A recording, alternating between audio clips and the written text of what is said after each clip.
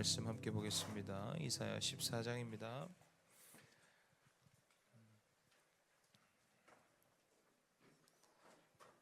이사야 14장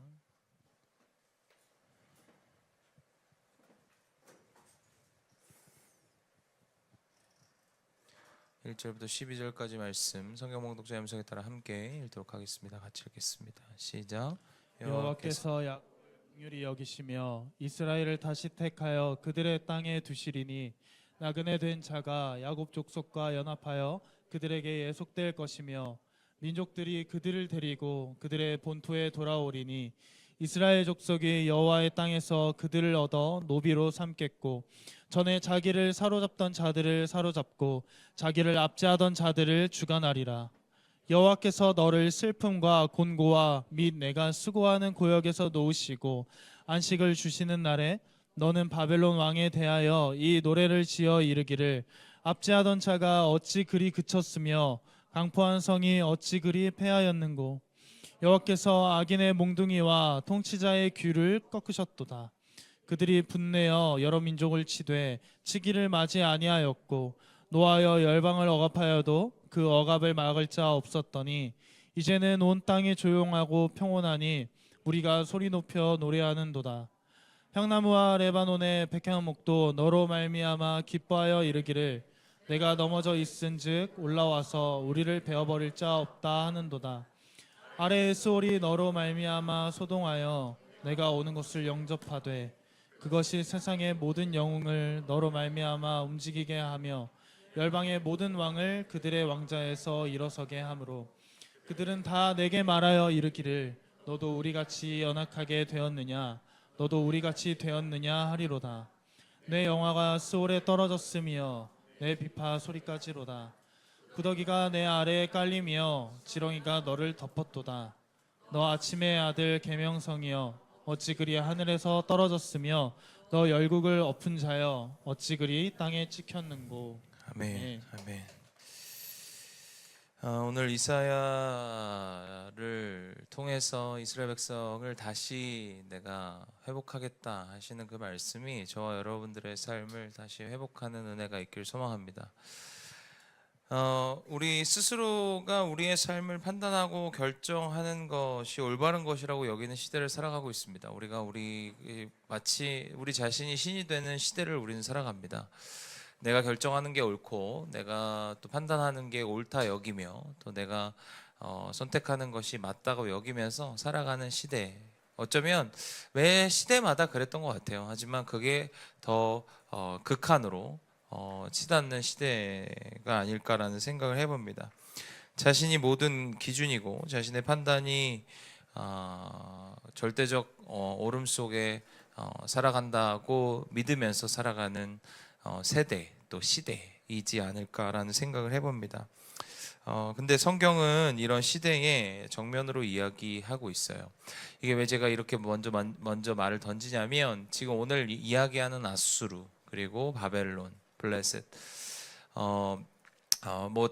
이 뒤에 나올 페르시아 우리가 바사라고 이야기하는 결국 힘의 논리로 힘이 굉장히 강력했던 강대국입니다. 결국 이사야는 이스라엘 역사, 성경의 역사를 조금 알아야 하는데 우리가 다윗 다음에 솔로몬이 왕이 되면서 북이스라엘과 남유다가 갈라졌습니다. 이스라엘 백성이 두 개로 쪼개진 거죠. 9지파 반 동편 서편 나누듯이 가나안 땅을 나눴듯이 나라가 두 개로 쪼개져요. 그래서 베냐민 지파와 유다 지파가 남유다, 나머지 지파가 북이스라엘로 쪼개지게 됩니다. 그리고 북이스라엘과 남유다는 아수르와 바벨론에게 멸망하게 되죠. 그리고 아수르와 바벨론은 결국 페르시아 바사에게 멸망하게 되고 우리가 흔히 잘 아는 에스라 느헤미야에 가면 바사 왕 고레스가 나오죠. 그 고레스가 칙령을 통해서 이스라엘 백성을 다시 본국으로 돌려보냅니다. 그게 이제 시작되고 페르시아는 로마한테 망하죠. 그래서 이제 로마가 집권하는 시대가 됩니다. 그게 이제 신약이죠. 그렇게 역사적으로 그렇게 우리가 이해를 하면 되죠. 결국은 세상은 힘의 논리 속에 한다는 거죠. 더 강국, 강대국, 더 힘이 좋은 사람들, 돈이 많고 기술이 좋은 사람들이 누리는. 어쩌면 우리도 마찬가지죠. 우리 인생이 잘 되면 잘 되고 또 우리의 인생이 좀 평탄하게 가면 갈수록 우리는 그런 힘의 논리에 자연스럽게 빠지게 됩니다. 우리가 옳다. 내가 그래도 내가 선택한 것이 참 잘했다. 그러니까 더 내 기준과 내 판단이 더 옳아라는 어떤 시대를 살아갈 수밖에 없는 우리들이라는 거죠. 근데 잠언에서 솔로몬이 잠언을 쓰면서 이 잠언에서 이렇게 성경은 이런 말씀을 던지고 있다는 거죠. 14장 12절입니다. 같이 읽겠습니다. 시작. 어떤 길은 사람이 보기에는 바르나. 그러니까 우리가 판단하고 우리가 평가하기에는 그게 옳아 보이지만 그게 결국 사망의 길로 가는 길도 있다는 거예요. 그러니까 우리는 항상 경계해야 되는 거죠.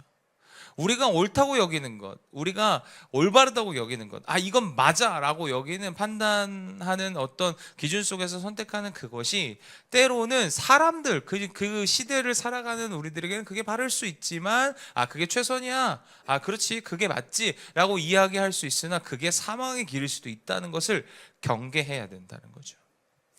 그 말은 뭐예요? 우리의 기준대로 선택하는 것이 다 맞지 않는다는 거예요. 근데 우리는 흔히 우리가 우리의 인생을 살아가면서 그게 맞다고 여겼기 때문에 그 맞은 영역을 상대방에게 자꾸 강요합니다. 그렇게 살아가는 게 옳다, 그렇게 가야만 이렇게 살 수 있어 라는 이야기를 자꾸 던지게 되죠. 그건 잘못됐다는 거예요. 자기 기준의 결말은 스스로에게 그럴듯해 보여도 죽음의 길이 많다는 것을 우리는 좀 기억해야 됩니다. 그래서 자신이 옳다고 여기는 것을 선택하고 살아가고, 그리고 그것에 대한 결과가 나름 좋았던 사람들은 그런 결정을 반복하며 살아가죠. 하지만 우리를 악순환의 시작으로 넣기도 하고 자꾸 꼬여가는 인생을 그 선택이 만들기도 합니다.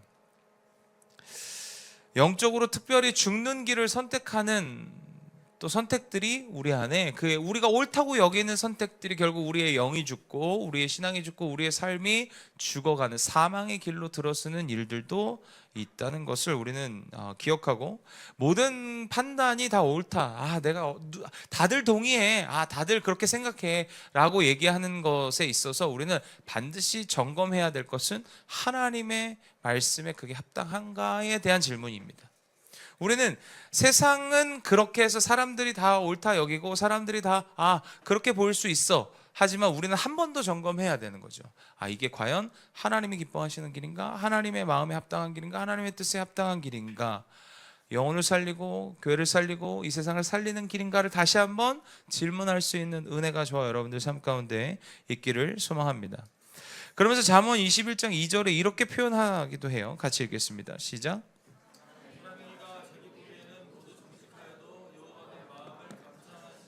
내 눈에 옳아 보이는 것과 실제로 옳은 것은 다를 수 있다는 것을 우리는 기억해야 됩니다.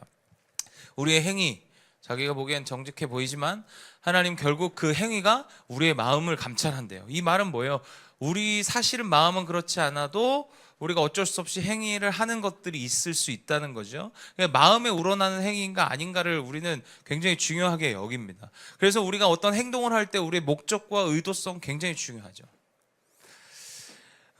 우리는 기억해야 됩니다. 내 눈에 옳아 보이는 것과 실제로 옳은 것은 다르다는 것을 우리는 기억해야 됩니다. 자기가 기준인 사람들은 이 둘을 구별하지 못합니다. 이렇게 되는 이유는 창세기와 사사기에서 계속 이야기하고 있는데, 창세기에는 어떤 얘기를 하고 있냐면 3장 5절입니다. 같이 읽겠습니다.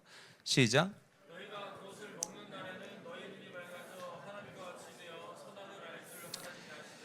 뱀은 하와에게 하나님과 같이 된다라고 이야기하면서 죄의 뿌리에 대한 이야기를 합니다. 이건 단순히 규칙 위반을 했기 때문에 네가 죄를 저질렀다라는 얘기가 아닙니다.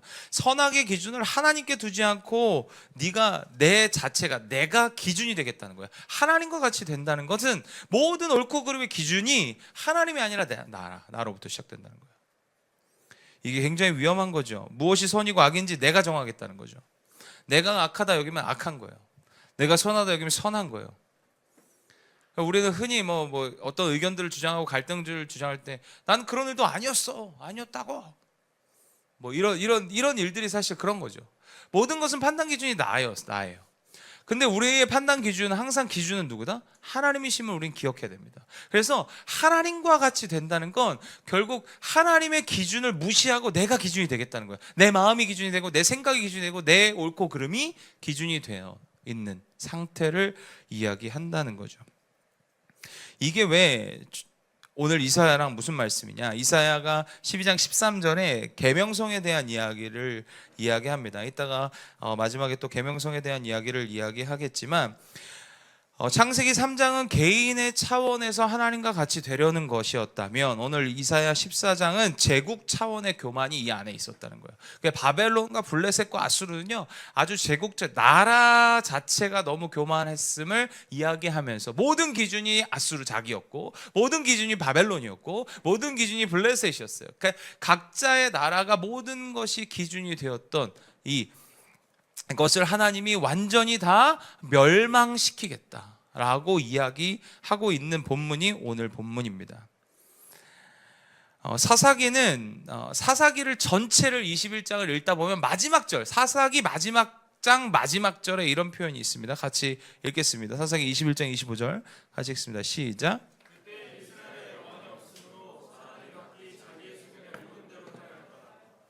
왕이 없다는 거, 이스라엘 왕이 없음으로 이렇게 표현합니다. 이스라엘 왜 왕이 없었습니까? 이스라엘은 하나님이란 왕이 계셨거든요.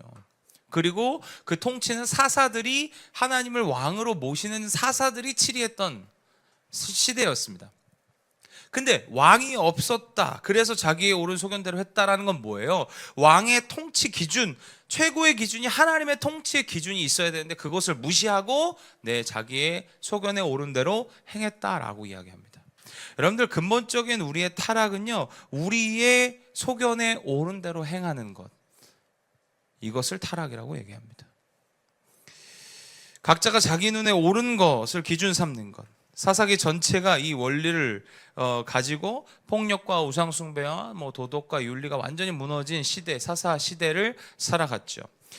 우리는 당연히 우리의 옳은 소견대로 살아갔기 때문에 지금 내가 있다고 생각합니다. 근데 여러분들 기억해야 됩니다. 내가 잘해서 내가 옳은 선택들을 해와서 지금의 내가 있는 것이 아니죠. 우리가 지금 이렇게 있을 수 있는 이유는 뭐죠? 하나님의 은혜 때문이죠. 그죠? 우리가 어리석은 선택을 할지라도, 부족한 선택, 연약한 선택을 할지라도 언제나 선하심으로 인도하시고 우리를 이끄시는 하나님이 계셨기 때문에 우리가 지금 이 자리에 있을 수 있는 거예요. 할렐루야. 그러니까 우리가 기억해야 되는 건 하나님의 은혜를 기억하시고 주님의 은혜에 믿음으로 반응하는 저와 여러분들 되시길 소망합니다.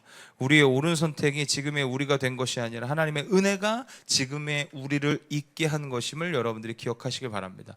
근데 여전히 인생이 꼬여 있을 수 있고, 여전히 왜 나는 이 굴레에서 벗어나지 못할까, 이 정도에 감사하세요. 하나님의 은혜가 없었으면 여러분 이것도 쉽지 않았습니다. 저는 가끔 생각합니다. 하나님의 은혜가 없었으면 내가 어떻게 살았을까? 제가 항상 얘기하잖아요.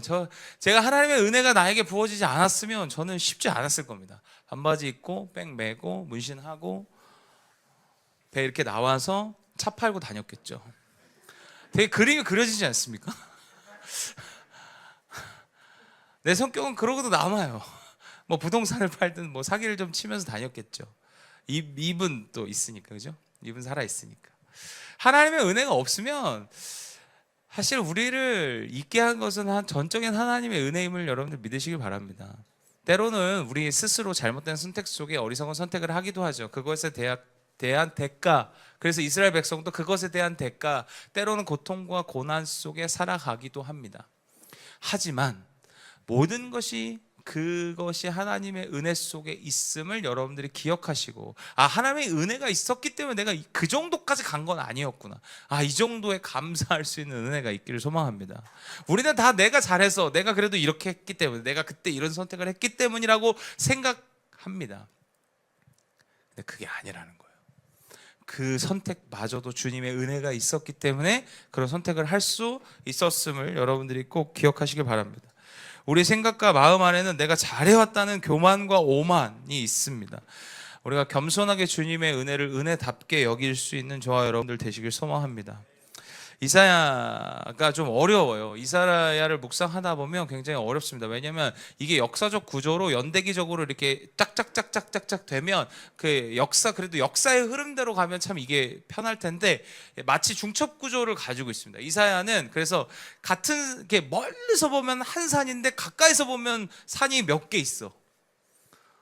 이런 구조를 갖고 있어요. 그러니까 멀리서 보면 산이 하나처럼 보이잖아요. 근데 마치 가까이 가면 봉우리가 앞에 있고 뒤에 있고 그 뒤에 있던 거야. 이렇게 보이기 때문에 사실은 조금 어렵습니다. 근데 오늘 이 이사야 14장이 굉장히 중요한 이야기들을 다루고 있어요. 전체적으로 다 읽진 않았지만 1절부터 4절까지는 하나님의 심판을 받고 회개하고 돌아온 이스라엘 백성에 대한 회복에 대한 이야기를 하세요. 우리가 오늘 집중해야 될 건 여기에 있죠. 그리고 그 이후부터는 9절부터 23절에서는 바벨론에 대한 멸망을 이야기하고 있고 24절에서 27절은 아수르에 대한 멸망을 하고 있고 28절부터 그 뒤에는 블레셋에 대한 멸망을 하고 있습니다. 사실은 이건 순서가 바뀌면 더 역사적으로는 나아요. 왜냐하면 블레셋이 먼저 나오고 아수르가 나오고 그 다음에 바벨론이 나왔으면 그래도 좀 이해가 돼. 역사적으로 연대기적으로. 근데 이게 바벨론은 아직 제국도 되기 전에, 그러니까 아직 나라의 어떤 엄청난 면모를 갖기도 전에 지금 예언하는 거예요. 그러니까 지금 이사야 이 시대가 바벨론이 아직 제국이 되기 전, 그 제국은 우리가 흔히 역사적으로 신바벨론이라고 얘기하죠. 되기 전입니다. 바벨이라는 도시는 있었지만 그것이 나라나 제국이 되기 전을 얘기해요. 근데 전에 예언한 거예요. 그러니까 아직 나라가 되기도 전에, 아직 포로로 삼기도 전에 먼저 멸망을 예고하고 있다는 거예요. 그리고 오늘 아수르, 가장 강력했던 이 시대, 이사야가 활동했던 시대 가장 강력했던 아수르에 대한 멸망을 예고하고 있고 블레셋을 이야기하고 있습니다. 이게 우리가 아직 일어나지 않은 일에 대한 예언을 먼저 하고 있는데, 이런 구절이 우리의 예정론이라고 이야기하는 이 예정론에 있어서 굉장히 강력한 힘을 실어주는 구절이 됩니다. 근데 여러분들, 우리가 기억해야 되는 건 건강한 예정론이 중요한데, 보통은 예정론을 대부분 숙명론이나 운명론으로 받아들이는 것이 훨씬 더 많습니다. 이게 무슨 얘기냐면, 이미 예언하셨고 이미 하나님이 정하셨으니 나는 아무것도 하지 않아도 돼. 내가 굳이 뭐 한다고 되겠어? 뭐 하나님이 이미 정하셨는데 내가 뭐 노력한다고 돼? 이게 건강하지 못한 예정론입니다. 오늘 주님이 예정하신 이유, 예언을 통해서 이미 멸망에 대한 이야기를 하신 이유는, 결국 하나님이 구약과 신약을 통해서 끊임없이 예언하시고 미래에 대한 이야기들을 하신 이유가 있어요. 이것을 건강한 예정론으로 풀어야 되는데, 우리에게 이 건강한 반응은 하나님이 예정하셨으니 우리는 더 치열하고 담대하게 살아가라는 거예요. 내가 이미 바벨론을 멸망했고 아수르도 아직 안 했습니다. 근데 그렇게 예언하신 거야. 바벨론을 멸망할 거고 아수르도 너무 강대국이야. 지금 엄청난 힘을 갖고 있는 이 아수르를 내가 멸망할 거야. 그리고 그 아수르가 멸망하는 것을 보면서 내가 오늘 바벨론을 멸망할 거라는 그 예언을 너는 믿어라는 거예요. 바벨론도 멸망할 거고 너희 대대로 너희를 괴롭히던 블레셋도 다 멸망할 거야. 그러니 너희는 이 땅에서 두려워하지 말고 담대하게 살아라는 거예요. 아무것도 하지 마라. 아무것도 안 해도 돼. 이게 아니라 내가 할 거니 너희는 이 땅에서 너희가 할 수 있는 몫을 치열하게 버티며 살아가라는 거예요. 두려워하지 말라는 거예요. 담대하게 살아가라는 거죠. 할렐루야. 제가 지난주에 야구 들었잖아요. 두산이 15대 10으로 삼성을 이길 겁니다. 뭐 이렇게 만약 결과가 난다고 생각해봐요. 우린 두산 팬이 더 많으니까. 삼성 팬이 조금 적으니까 죄송합니다, 삼성 팬들. 마음 상하지 마세요. 두산이 15대 10으로 이길 거야. 근데 내가 지금 TV를 봤는데 5대 0으로 삼성이 이기고 있어. 그럼 두산 팬이 불안할까요, 안 할까요? 두려워요, 안 두려워요? 질 것 같아요, 아니에요? 아니에요. 왜? 이미 15대 10으로 이길 걸 알고 있으니까. 근데 그렇게 스코어가 그렇게 많이 차이 난 적은 없더라고요. 근데 여러분들 이게 무슨 얘기예요? 결국 결과를 알고 있다는 건 아무것도 하지 말라는 게 아니에요. 두려워하지 말라는 거죠.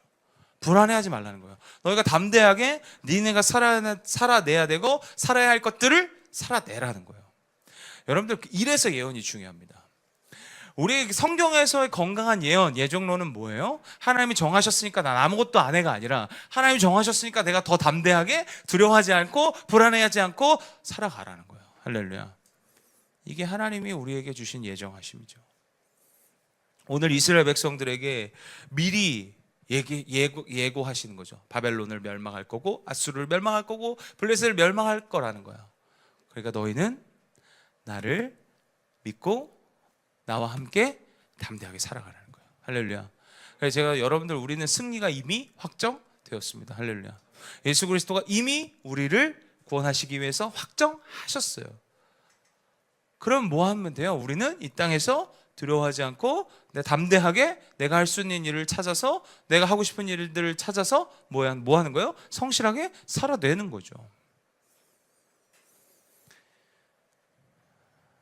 축복합니다. 저와 여러분들이 오늘 이스라엘 백성에게 다시 회복할 거니 너희는 두려워하지 말고 내가 모든 것을 다 책임져서 할 테니 앞으로 미래 아직 일어나지도 않는 아직 나라가 온전히 생성되지도 않은 것에 대한 멸망까지도 주님이 다 하실 테니 너희는 담대하게 가라는 거예요. 저와 여러분들의 삶이 더 담대해지는 은혜가 저와 여러분들 삶 가운데 있기를 소망합니다. 이사야가 그래서 연대기 순으로 역사적 연대기로 참 순서로 뒀으면 괜찮을 뻔했는데 그러지 않으니까 저희들이 조금씩 헷갈려 가는 것 같습니다.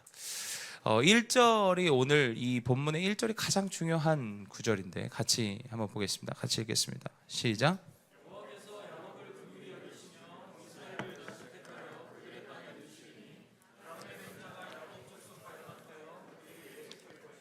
우리가 성경에서 아브라함, 야곱, 요셉, 모세, 다윗 이렇게 이야기하는 것은 다윗의 혈통, 결국 예수 그리스도가 그 혈통 속에 나오기 때문이기도 하고 또 하나는 하나님을 주인으로 하나님을 왕으로 모신 모든 자들을 상징합니다. 그러니까 우리가 바벨론을 상징하는 대부분 바벨론 블레셋을 상징하는 것은 세상과 세상 가치에 대한 이야기고 또 아브라함과 이삭과 야곱에 대한 이야기들을 나온다면 아 이거 내 얘기구나라고 믿는 자들의 이야기구나라고 이해하시면 더 좋습니다. 근데 오늘 성경은 이렇게 표현해요. 여호와께서 야곱을 긍휼히 여기시고 야곱을 긍휼히 여기시지 않은 적이 없죠. 그 혈통 이스라엘 백성들을 긍휼히 여기시지 않은 적이 없습니다. 근데 왜 이런 얘기를 했냐면 이사야 1장에 이렇게 표현되어 있습니다. 이사야 1장 11절 13절입니다. 같이 읽겠습니다. 시작.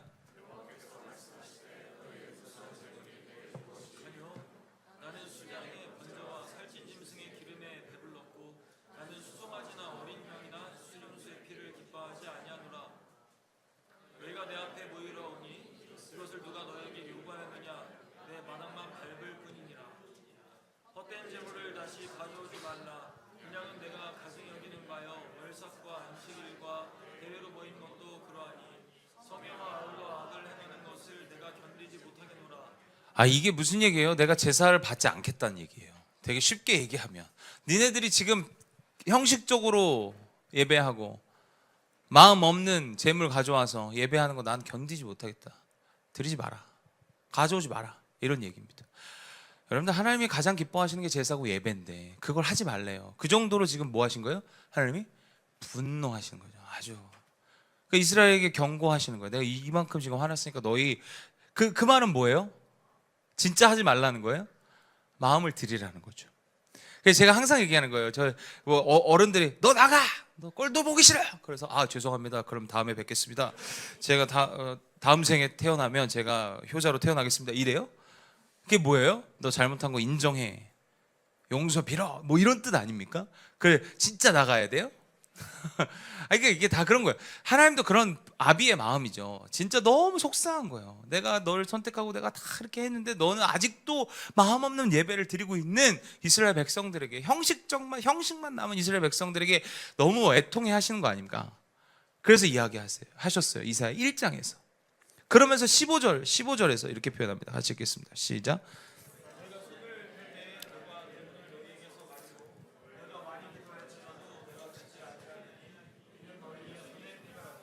너희가 많이 기도할지라도 내가 듣지 않겠대요. 그러니까 이게 무슨 얘기야? 넌 제사 드리지 마. 기도도 내가 듣지 않을 거야. 충격적이죠. 이거 엄청난 선포입니다. 하나님이 너희 우리 기도를 듣지 않으신대. 그래서 오늘 성경은 이 14장을 회복을 이야기하면서 뭘 얘기하세요? 다시 회복할 것에 대한 얘기하세요. 내가 야곱을 긍휼히 여기사. 그래서 오늘 성경은 뭐라 그래요? 긍휼히 여기시고 다시 택하사, 이렇게 얘기합니다. 다시 택하사. 이게 여러분들 나중에 부모 돼보면 압니다. 막 처음에 막 좋은 말로 하다가 안 들으면 어떻게 해요? 야! 지연! 장난해! 네, 아침에 딱 갔는데 온이가 그러고 있어요. 야! 지연! 똑같아요. 여러분들 그게 이제 우리가 화났다는 표현 아닙니까? 그 말은 뭐예요? 말을 들으란 얘기죠. 그게 주님의 마음이에요. 그래서 그 다음에 또 부모들은 참 그래요. 또 그러다가 또 내가 잘못했지. 내가 이러면 안 되지. 그러면서 또 미안해. 또 밤에 잘 때 또 미안해. 사랑해. 뭐 이런 얘기도 하죠. 이게 주님의 마음이지 않을까 싶습니다. 그렇게 화가 났지만 또다시 주님은 스스로가 또 용서하시고 다시 택하사 긍휼히 여기사. 할렐루야.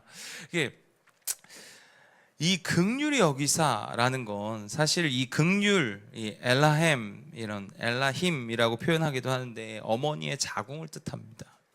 그러니까 하나님이 우리를 긍휼히 여기시는 것은, 그러니까 사형 선고까지 하고 제사도 안 받겠고 내가 너 기도해도 내가 듣지도 않을 거야 라고 이야기하시면서 다시 긍휼히 여기셨다는 것, 여기에 우리는 집중해야 됩니다. 어머니의 자궁을 뜻하는 이 엘라햄 뭐예요? 가장 편안하고 안정되고 가장 보호할 수 있는 곳이, 태아를 가장 보호할 수 있는 곳이 어디예요? 어머니의 자궁이죠. 모든 것을 보호하죠. 이렇게 품겠다는 거예요. 내가 너희를 이렇게 생각하고 있어. 그 우리 신약에서는 스플랑크 니조마이라고 얘기하죠. 이 긍휼이라는 단어, 헬라어로. 이게 뭐예요? 창자가 끊어지는 고통을 함께 공유하고 함께 그 고통을 함께 나누는 것을 스플랑크 니조마이라고 이야기합니다. 그게 긍휼하심이에요.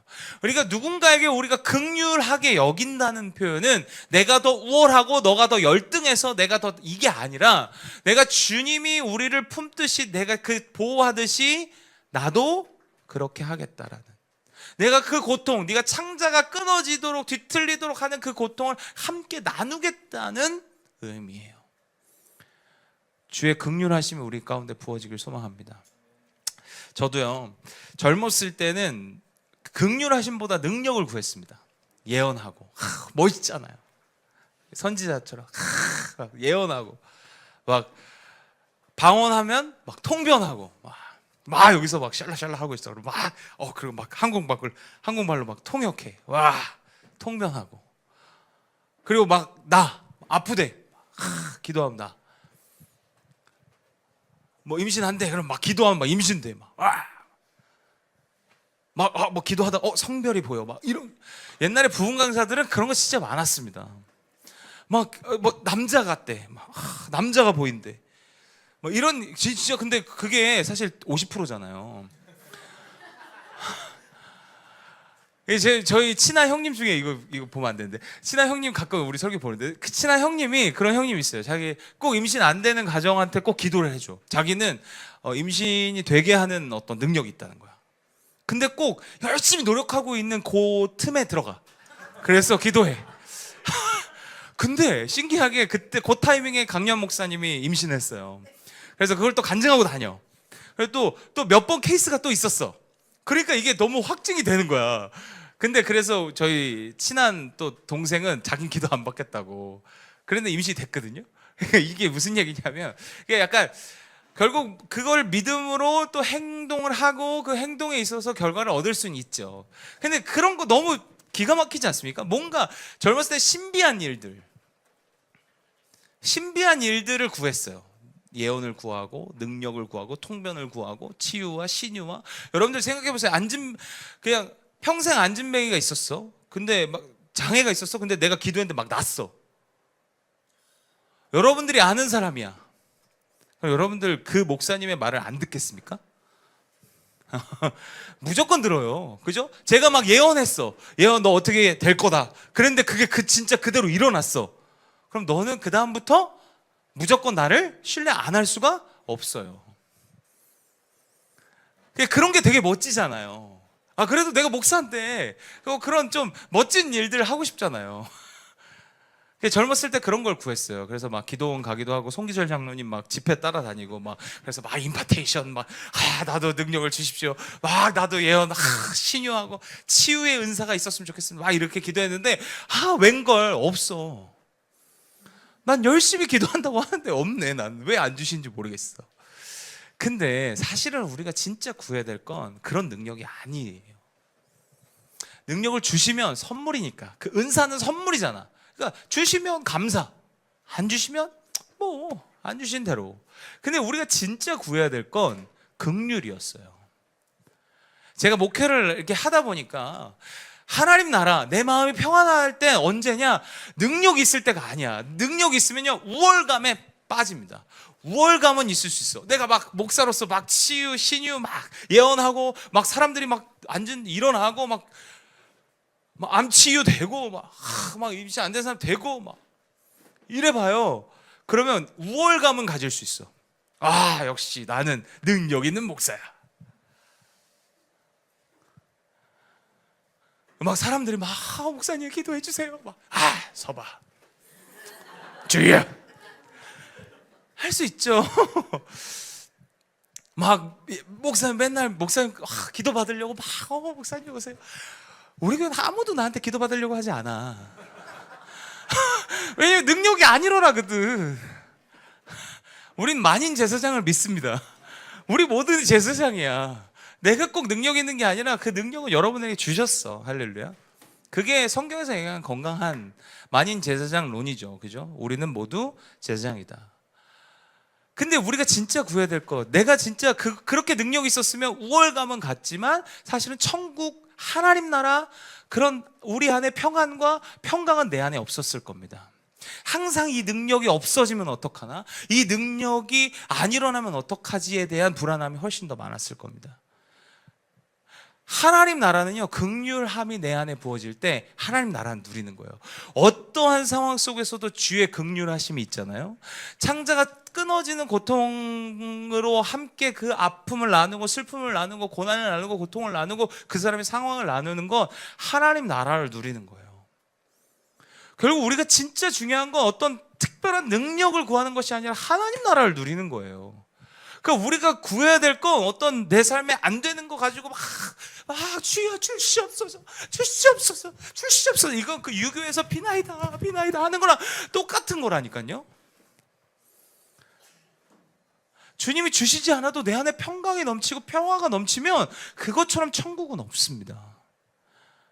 하나님 나라를 누리는 저와 여러분들 되시길 소망합니다. 그래서 우리는 주의 긍휼을 구하는 거예요. 주님이 나를 마치 내 고통을 창자가 끊어지는 것 같은 그 아픔을 함께 공유하셨던 그 주님의 그 마음, 그게 나에게 부어지면요, 내 마음도 하나님 나라가 되고 천국이 되고요, 그걸 함께하는, 만나서 나누는 모든 이들이 하나님 나라가 되는 거예요. 할렐루야. 우리가 진짜 구해야 될 능력은 주님의 긍휼이에요. 할렐루야. 그리고 능력은 주실 수도 있고 안 주실 수도 있고. 근데 그거잖아요. 선물 안 받으면 그만이야. 뭐 선물 안 받는다고 막 삶이 힘들어지십니까? 여러분들 생일 선물 안 받는다고 삶이 힘들어져요? 아니죠. 그렇죠? 선물은 없어도 그만이에요. 근데 주님의 마음은요, 없으면 안 돼요. 우리의 삶은 고난과 힘듦과 역경 속에 사실은 우리의 어리석음 때문에, 우리의 분별력 없음에, 누군가의 어리석음 때문에 우리의 평화가 깨지고 우리의 화평이 깨지고 우리의 나라가 깨지잖아요. 그러니까 우리는 언제나 주의 긍휼하심을 구해야 되는 거죠. 할렐루야. 그래서 오늘 성경이 이사야 14장 1절에 여호와께서 야곱을 긍휼히 여기시며 이렇게 얘기하셨어요. 주님의 긍휼이 결국 뭐예요? 다시 택하사 너희가 이 땅에 다시 돌아오게 할 것이다. 내가 회복할 것이다. 결국 우리의 회복은 뭘로 있다? 주님의 긍휼하심이 부어질 때 우리의 삶은 회복된다. 할렐루야. 주의 긍휼하심이 저와 여러분들의 삶 가운데 있기를 소망합니다.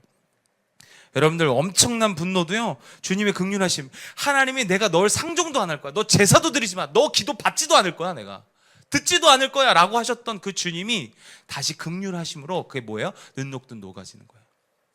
여러분들, 내가 누군가의 분노, 누군가의 삶의 어떤 그것들을 잘 못 받을 때 여러분들 주님의 긍휼을 구하십시오. 난 진짜 더 이상 못하겠어. 더 이상 답답해. 더 이상 내가 못하겠어. 여러분들, 주님의 긍휼을 구하시면요, 눈 녹듯 녹아내립니다. 이건 참고 인내하고 버티는 게 아니라 그냥 눈 녹듯 없어지는 거예요. 그냥 사라집니다. 할렐루야. 주님의 긍휼하심이 우리 모두에게 부어지길 소망합니다. 그래서 저는 우리가 함께 예배하는 우리가 패스 커뮤니티 성도들은 주의 긍휼하심이 넘치는 되길 소망합니다. 우리는 사실 집에 가도 창자가 뒤틀릴 만큼 속 터지게 하는 사람이 있고 그렇잖아요. 교회 와도 창자가 꼬일 만큼 밉상들이 있고, 직장에 가면 그거보다 더 심한 사람도 있고, 다수가 있죠. 그죠? 우리가 어딜 가도 다 있다는 거예요. 근데 내가 주님의 긍휼하심을 부어주면 그게 둔독둔 녹아진다는 거예요. 할렐루야. 그 주님의 긍휼하심이 저와 여러분들 삶 가운데 부어지길 소망합니다. 오늘 2절 같이 읽습니다. 2절 시작.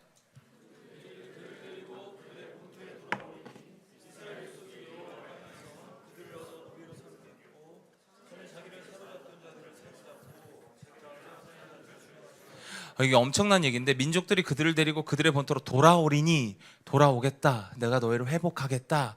그러면서 이스라엘 족속이 여호와의 땅에서 그들을 얻어 노비로 삼겠고, 너희를 힘들게 했던 자들이 오히려 노비가 될 거야. 전에 자기를 사로잡던 자들이 사로잡고 자기를 압제했던 자들이 주관하리라. 이게 무슨 얘기야? 너희들을 다시 복귀할 때 너희들을 사로잡았던 사람들이 너희를 돕게 할 거야. 너희는 다 회복할 거야. 이 얘기를 하는 거예요. 그게 느헤미야 2장입니다. 느헤미야 2장입니다. 같이 읽겠습니다. 시작.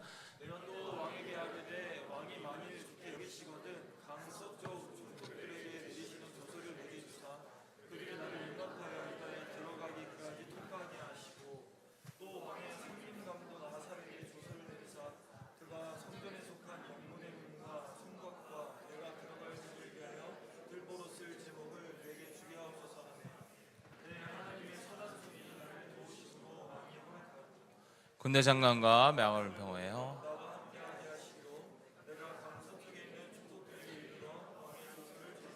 이 강 서쪽에 있는 사람들이 블레셋이에요. 결국 그 이스라엘을 끊임없이 괴롭혔던 사람들이 오히려 돕게 하고 나 이게 다 하게 할 거야 라고 이야기하는 이 느헤미야 2장이 그 이사야의 14장의 예언을 이룹니다. 기가 막히죠. 그러니까 하나님의 약속은 반드시 이루어진다는 거예요. 그러니 바벨론을 두려워할 것도 없고, 블레셋을 두려워할 것도 없고, 지금의 강대국인 아수르도 두려워하지 말아라는 거예요. 여러분들, 우리의 삶에 풀리지 않는 일들 많죠. 꼬이는 일들이 많죠. 세상 가치, 힘, 권력, 이게 결국 우리를 압제하는 것 같죠. 근데 두려워하지 말래요. 결국 너희가 승리케 하겠다는 거예요. 그들이 오히려 너희를 돕게 하겠다는 거예요. 할렐루야. 지금 여러분들이 두려워하는 그것, 꼬이는 그것들을 통해서 여러분들을 돕게 하겠다는 거예요. 할렐루야. 그것들이 여러분들의 인생을 도울 겁니다. 결국 나중엔 판이 뒤바뀌는 은혜가 있다는 거예요. 할렐루야. 그게 신앙이고 그게 믿음이죠. 아수르도 블레셋도 결국 신바벨론에게 멸망하죠. 그리고 신바벨론은 페르시아 바사 제국에 멸망하면서 고레스가 다시 이스라엘 백성들을 본국으로 돌아가게 합니다. 영원할 것 같은 것, 가장 높이 빛나는 별도 결국 무너지고 떨어진다는 거예요. 이것을 알려주시는 거예요. 지금 이 막 엄청나게 돈 벌고 막 이런 사람들이 다 좋아할 것 같죠? 아니요. 결국 가장 빛나는 그것도 결국 떨어지는 거예요. 우리는 그런 것들을 자꾸 바라봐요. 돈 많고 직장 잘 되고, 그런 것이 이 땅에선 힘이라고 생각하니까, 이 땅에 많은 것을 누릴 수 있다고 생각하고 그것이 내게 하나님 나라를 줄 것 같거든요. 근데 그러지 않다는 거예요. 결국 가장 빛났던 그 아수르, 가장 빛났던 그 바벨론도 내가 다 멸망시킨다는 거예요. 그거 다 떨어진다는 거예요. 그리고 우리가 기억해야 될 것은 결국 하나님의 긍휼하심을 구하고 내가 너희를 다시 택하사 너희가 다시 모든 것을 회복하게 하겠다라고 주님은 말씀하고 계십니다. 근데 저는 이제 왜 하나님은 바벨론에 그렇게 싫어하실까? 이게 전체적으로 구약 역사를 보면 바벨론에 대한 굉장한 멸망에 대한 예고와 징계와 심판에 대한 얘기를 계속, 특히 이사야, 예레미야, 에스겔 계속 하시거든요. 바벨론이 왜 그렇게 하나님은 바벨론에 대해서 그렇게 여기셨을까에 대해서는, 이 바벨론은 결국 역사상 가장 비극적인 일을 행합니다. 그게 성전을 파괴하는 일이었어요. 이게 하나님의 성전을 파괴했어. 그 말은 뭐예요? 제사를 뺏었어. 그때 당시에는 건물 중심 제사니까, 성전 중심 제사였잖아요. 건물이 없으면 제사를 못 드려. 이때 당시에는. 그 말은 뭐예요? 예배를 뺏은 거죠. 여러분들, 하나님이 가장 힘들어하는 죄 중에 저는 예배를 뺏는 것, 하나님과 교제함을 뺏는 것, 결국 사단이 우리에게 가장 역할을 하는 것 중에 가장 심각한 건 뭐예요? 예배를 빼앗는 겁니다. 우린 그것을 아주 경계해야 해요. 하나님의 예배를 인류 역사상 최초로 뺏으면서 사단은 어떻게든 우리의 예배를 빼앗습니다. 마음을 빼앗든, 정신을 빼앗든, 육체를 빼앗든, 체력을 빼앗든, 심리적으로든 육체적으로든 어떻게 해서 계속해서 예배를 드리지 못하게 하는 것이 사단의 역할이에요. 여러분들, 사랑하는 사람 만나러 가는 거 엄청 설레고 좋은 일입니다. 너무 기분 좋은 일이에요. 그것을 계속 뺏는다고 생각해 보십시오. 얼마나 힘들겠습니까? 주님을 만나는 거, 주님을 깊이 교제하는 걸 계속 빼앗으려고 하는 거예요. 이게 사단의 역할이라는 거죠. 예배는 구원받은 우리에겐 생명입니다. 예배를 드리는 것이 이 땅에서 겪는 고난과 고통을 우리가 견딜 수 있는 굉장히 큰 영적인 힘이에요. 근데 이것을 계속 빼앗아 가는 거죠. 사랑하는 사람을 만나는 것을 계속 빼앗는다고 생각해 보십시오. 얼마나 고통스럽습니까? 예배를 잃기 시작하면 우리는 어쩔 수 없이 자신이 신이 돼가는 거예요. 왜냐하면 예배라는 것은 뭐예요? 하나님의 기준, 하나님의 말씀이 계속 내 안에 심겨지는 거예요. 그게 우리의 삶의 기준이 되어가야 되는데, 그게 계속 뺏어지면 뭐 하는 거예요? 내 안에 자기의 옳은 소견대로 기준이 계속 생기는 거죠. 예배는 신약에 오면서 건물 중심에서 내가 하나님 나라 교회가 되었습니다. 에클레시아가 됐죠. 그리고 내가 거하는 그 모든 곳이 예배할 수 있는 곳이 되었어요. 그래서 내가 거하는 그 모든 곳이 예배예요. 그래서 삶의 예배 중요하죠. 주일 예배, 공예배, 함께 모여서 함께 하나님을 더 깊이 알아가는 예배, 그래서 중요합니다. 예배는 단순히 주일 예배뿐만 아니라 우리의 삶의 예배도 굉장히 중요해요.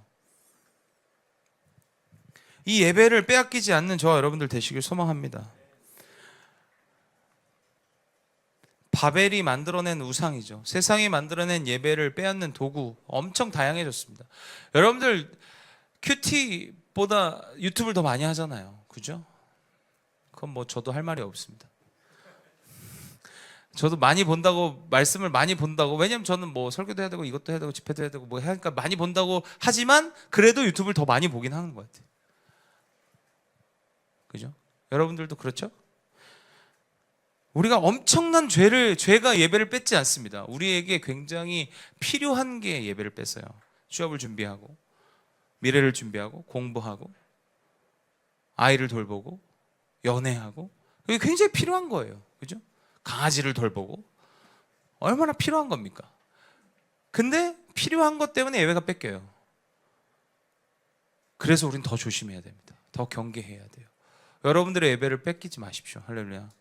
여러분들 삶의 예배를 뺏기지 마세요. 주님과의 시간을 가지세요.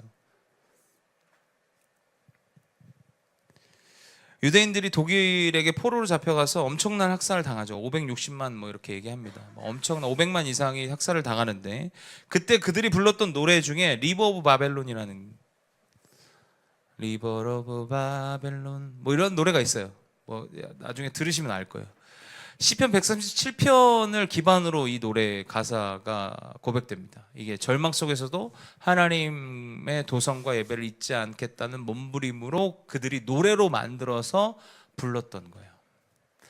여러분들, 우리는 끊임없이 예배를 빼앗기는 것을 경계해야 합니다. 특히 여러분들 바쁘고 피곤한 것. 그래서 제가 지난주에도 핑계대지 마라. 감사하게 지난주에 많은 분들이 결단을 하셔서 저한테 카톡을 했습니다. 뭐 이거 핑계 대지 않겠습니다. 이거 하지 않겠습니다.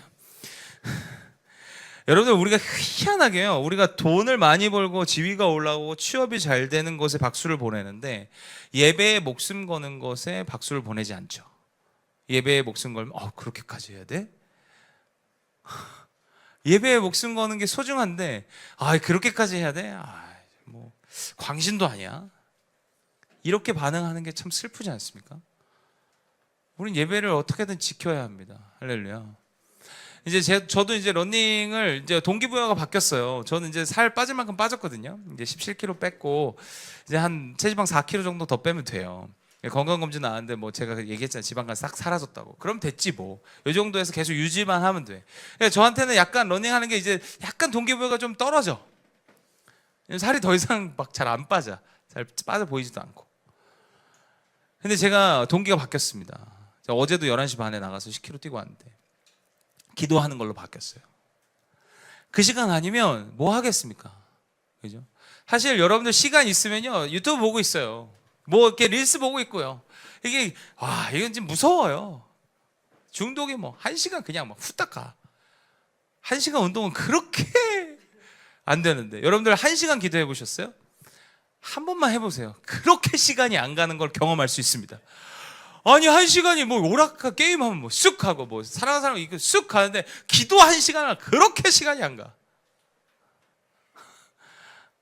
쉽지 않아요. 그거 하나님과 깊이 예배하는 것을 놓치지 말아야 합니다. 할렐루야. 여러분들 어쩔 수 없다는 핑계 대지 마세요. 제가 항상 얘기하는 어쩔 수 없는 건 없어. 제발 저한테 어쩔 수 없어서요, 제발 이딴 얘기 하지 마. 어쩔 수 없는 게 어딨냐? 다 너희들이 선택이지. 근데 제가 가끔 그러죠. 그치, 어쩔 수 없지 라고 제가 위로하죠, 여러분들을. 그 말은 너희들이 어쩔 수 없는 걸 동의한 게 아니라 그냥 너희가 그 정도 상태밖에, 넌 그 정도밖에 안 되지. 좀 말투가 좀 그랬나요? 무시하는 말투는 아닙니다. 뭐 열등감을 주거나 뭐 내가 우월하다 이런 얘기도 아니고, 그냥 그 정도밖에는 선택을 할 수 없지라는 깔려 있는 거예요. 그렇다고 여러분들이 어쩔 수 없지 라고 하지 말라고요. 어쩔 수 없는 건 없다. 우리 옆 사람들 인사합시다. 어쩔 수 없는 건 없답니다. 자꾸 이게 우리 너무 그럴듯한 핑계 아닙니까? 어쩔 수 없지. 어쩔 수 없어. 뭐 어쩔 수 없는 게 어딨냐? 다 선택이지. 안 하고 싶은 거니까. 그 정도는 아니니까. 그죠?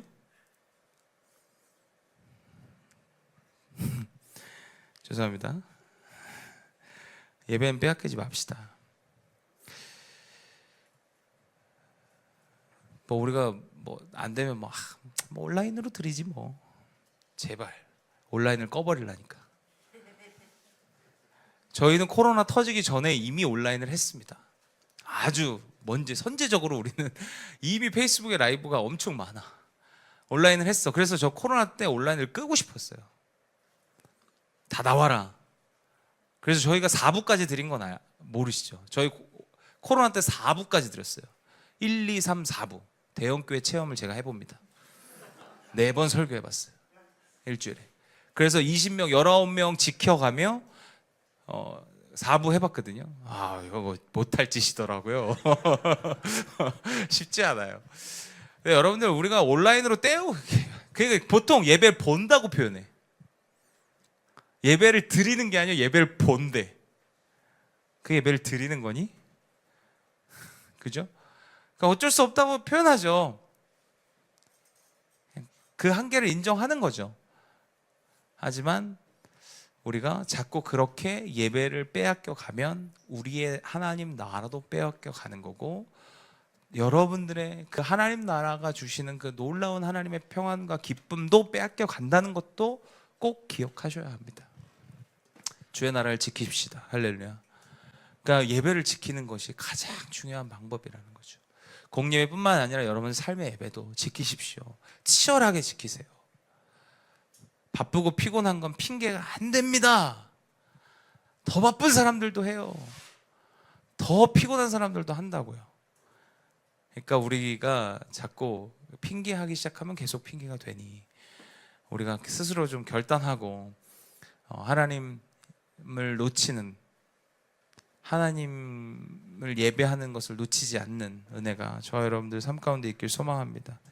그래서 바벨론이 가졌던 영화는 10절 11절에 음부에 떨어질 수밖에 없다고 이야기해요. 결국은 세상을 쫓는 것들은 결국 음부에 갈 수밖에 없다, 어두운 곳에 갈 수밖에 없다고 이야기를 계속합니다. 그러니까 계속 빛으로 오란 얘기입니다. 예수 그리스도로 오고 하나님으로 오고 계속 하나님 주인 삼아야 되고 하나님과 깊은 교제 속에 여러분들 가는 저와 여러분들 되시길 소망합니다. 12절에 마지막 그것에 정점을 찍어요. 새벽 동틀 무렵 가장 아침의 아들 계명성 헤렐 벤 샤할이라는 금성을 얘기하는데, 새벽 동틀 무렵 가장 빛나게 빛나는 별, 그래서 히브리어로 헤렐은 빛나다, 찬란하다 라해서 온 말입니다. 그래서 하늘 높이 오른 존재를 새벽별에 빗댄 표현입니다. 계명성이라는 건 결국은 가장 빛나는 것처럼 보이는 그거, 아수르가 가장 빛나는 나라처럼 보였거든요. 바벨론이 가장 빛나는 나라처럼 보였거든요. 그거를 얘기합니다. 그래서 이 계명성 헤렐 벤 샤할이라는 이 히브리어를 라틴어 불가타라고 아까 바꾸라고 했는데, 불사타 아니고 불가타, 불가타 번역에선 루키페르라는 단어로 번역했습니다. 그래서 루키페르라는 건 영어로 루시퍼의 발음으로 읽혀졌어요. 그래서 킹 제임스 버전은 이 계명성을 루시퍼라고 번역했어요. 그래서 루시퍼가 나온 거예요. 근데 개역개정은 루시퍼라고 이야기하지 않죠. 계명성이라고 번역을 했습니다. 그 이유가 있습니다. 왜냐하면 초대 교부들 그 이후의 전승에서 이 구절을 누가복음 10장 18절에 사단이 하늘에서 떨어지는 것과 계시록 12장의 용의 추락과 연결시켜서 타락한 이전의 천사가 교만하여 추락한 것으로 읽기 시작했어요. 그러니까 결국 킹 제임스 버전, 이 불가타 번역에 있어서 결국 타락한 천사가 하늘에서부터 떨어진 것이 이 루시퍼다라는 전승이 있었어. 근데 킹 제임스가 이 루시퍼를 고유명사처럼 대문자로 표시하면서 사단의 본래 이름의 관념으로 굳어진 거예요. 그냥 사단은 사단입니다. 오늘 루시퍼, 이 루키페르라고 이야기하는 건 계명성을 뜻하고, 이 계명성은 바벨론의 왕을 이야기하고 아수르의 왕을 이야기해요. 가장 그때 빛났던, 물론 신학적으로 바벨론 왕을 의미하지만 결국 그 교만의 배후와 원형은 사단으로부터 출발했기 때문에 사단이 루시퍼다라는 정당성을 가질 수 있습니다. 하지만 원래의 사단은 루시퍼였다라는 것은 잘못된 해석일 수 있다. 좀 위험한 해석일 수 있다라고 이야기합니다. 그래서 개역개정은 루시퍼라고 쓰지 않았고 계명성이다라고 썼어요.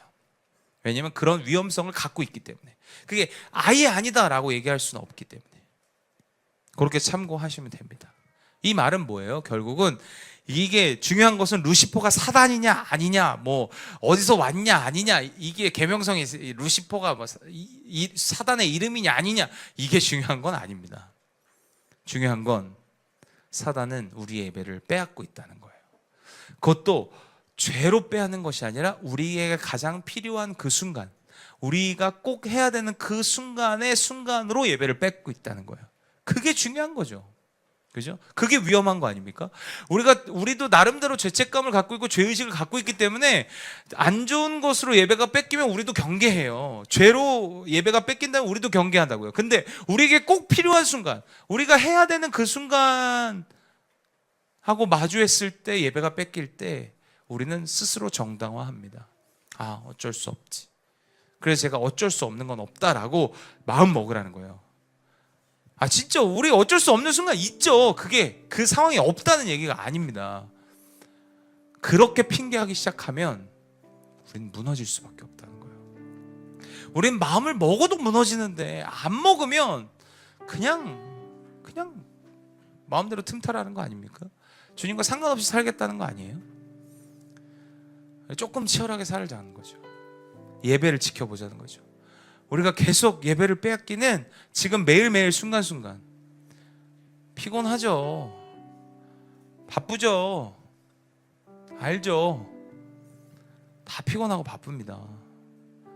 근데 우리가 진짜 중요한 건 주님과의 깊은 교제 속에 예배를 빼앗기지 않을 때, 그 예배를 지킬 때 우리에게 주시는 그 놀라운 하나님의 은혜가 있다니까요. 그것을 지켜보자는 거죠. 할렐루야. 그것을 오늘 성경은 이야기하고 있습니다. 우리의 예배를 회복하고 예배의 가치를 생명과 같이 여길 때 우리의 삶에 무너진 부분을 모든 것을 주님이 회복하실 것이다 라고 예언하고 있어요. 그러니까 너 담대해, 아무것도 하지 마라가 아니라 주님이 회복할 거니까 언젠간 되겠지, 이게 아니라 하실 거니까 내가 더 담대하게, 더 치열하게, 더 성실하게 살아가라는 거죠. 이미 승리한 자로 여기며 살아가라는 거예요. 할렐루야. 저와 여러분들의 삶이 이 예배함의 감동과 감격이 좀 있었으면 좋겠어요. 여러분들 개인의 삶에, 여러분들 개인의 예배, 물론 저희 주일 예배는 최대한 여러분들이 함께 감동하고 감격하려고 뭐 음악적인 요소도 가고 막 여러 가지를 하면, 제가 이렇게 막 애쓰고 막 이렇게 하고 막 저렇게 하고 하는 이유는 여러분들 집중하라고. 왜냐면 거기 막 눈이 갔어. 왜냐면 피곤하니까. 그걸 뭐라고 하는 게 아닙니다. 힘들죠. 저도 알죠. 근데 주일날 쉴 수 있는데 여기 나온 거, 그건 최고죠. 그러니까 제가 일부러 더 그렇게 하는 거예요. 집중하라고. 근데 사실 주일 예배도 너무 중요해요. 그건 잘 만들어, 저희가 최선을 다해서 만들려고 하니까. 근데 여러분들 삶의 예배, 여러분들 삶에 매일매일 하루하루 드리는 그 예배를 좀 빼앗기지 않았으면 좋겠어요. 여러분들 한 번 주일 와갖고 좋으려고 그래. 6일 동안 상관없이 살다가 한 번 와갖고 여기 와갖고 앉아서 떠먹여주게, 이거 일주일 버텨야지. 쉽지 않아요. 한 번으로 6일 버티기는 쉽지 않아. 근데 여러분들이 6일 성공하고 오잖아요. 이 예배는 기름 부심이 넘칩니다. 감격이 넘쳐요. 여러분들 6일의 예배, 여러분들의 삶에 직접적으로 연관있는 그 예배가 성공해야 돼요. 그 예배를 빼앗기지 않아야 돼요. 그게 좋으면요, 주일 좋아요. 근데 그거 상관없이 살다가 주일 한 번 와갖고 요행이에요. 한 번 딱 알아서 먹여주세요. 그러니까 자꾸 평가해. 오늘 목사님 설교는 별로였어. 오늘은 재밌었어. 이런 것만 기억 남는 거예요. 왜 목사님 그렇게 표현하시지? 왜 그런 평가만 합니까? 메시지를 기억하세요. 이렇게 제가 막 웃기고 막 약간 이렇게 쪼꼬쪼꼬 하는 거는, 웃기려고 하는 거는 여러분들 집중시키려고 저도 애써요. 저도요. 그냥 원고 그냥 그대로 읽었으면 좋겠어. 그냥 쭉 읽으면 여러분들이 막 저도 이런 걸 바라죠. 저도 좀 점잖게 하고 싶습니다. 아닌 것 같아요? 제가 이렇게 막 난리치는 거 여러분들 좀 더 알아들으라고, 중간중간에 이렇게 좀 리프레시 하라고. 네, 여러분들 6일의 예배를 좀 지키십시오. 여러분들의 예배, 삶에서 드리는 예배. 저는 핸드폰 1시간 조금만 줄이면 된다. 그게 진짜 어려워요. 네, 그 시간 조금 줄이고 여러분들 삶에 주님과 좀 더 깊은 묵상이 있을 때, 그 예배가 지켜질 때 함께 모여 이게 얼마나 6일 동안 막 너무 서로 감동하고 감격하다가 함께 하나님 나라를 누린 자들이 모여서 예배하면 얼마나 그게 엄청 그런 예배가 됐으면 좋겠습니다. 예배를 빼앗기지 맙시다. 다양한 이유들이 있지만 그 속에서도 우리는 여전히 우리의 예배를 지켜가고, 사단은 여전히, 세상은 여전히 우리의 예배를 뺏으려 하지만 우리가 그 예배를 지킬 때 하나님 나라가 우리 가운데 온전히 실현되는 줄 믿으시길 바랍니다.